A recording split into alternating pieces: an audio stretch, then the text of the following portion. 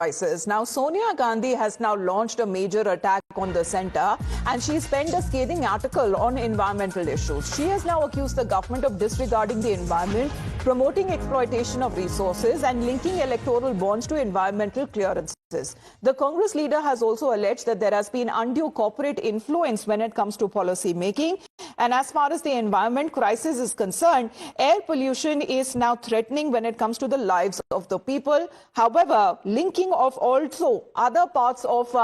corporate influence on environment policies is something that now she seems to be making the allegation against the government. So here is Sonia Gandhi penning this article there as far as the CPP chairperson, saying that she has written this article on environmental issues, and she's made other allegations as well, where she's called this as a dismal state of India's environment, and especially when it comes to the Modi government, where she is penned in the article, has now signed a death warrant and has already said, as far as denuding by illegal mining of the Aravalis, and also talking about as far as the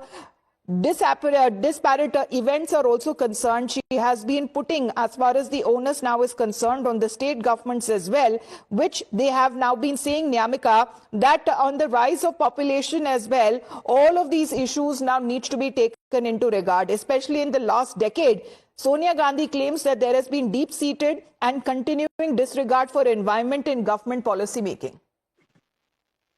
Well, yes, indeed. This is a veiled attack which is coming in on the part of CPP chairperson Sonia Gandhi upon the Modi government. As in this particular article which she has written in a news daily, she has basically made an attack upon Modi government, saying that since it has come to power, the government has displayed a particularly venal streak of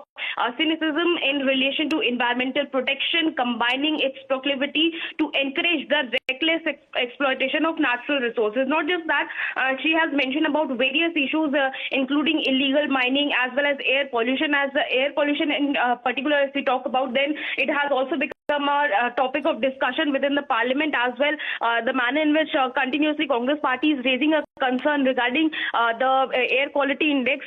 deteriorating in the Delhi NCR area. They have been continuously making this allegation upon the BJP government that it is not taking the appropriate steps to tackle this entire problem. That is also being mentioned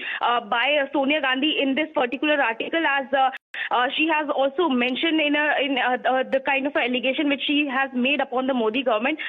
She stated that high publicity initiatives such as National Clean Air Program has been largely underfunded, and even funds allocated have not been utilized. Not just that, but she in fact has also gone on to say that the electoral bonds data has also showed that in the name of environment. I'm just going to put out that as far as this article is concerned, that has been penned by Sonia Gandhi, now the CPP chairperson, and this is certainly an excerpt coming in from that article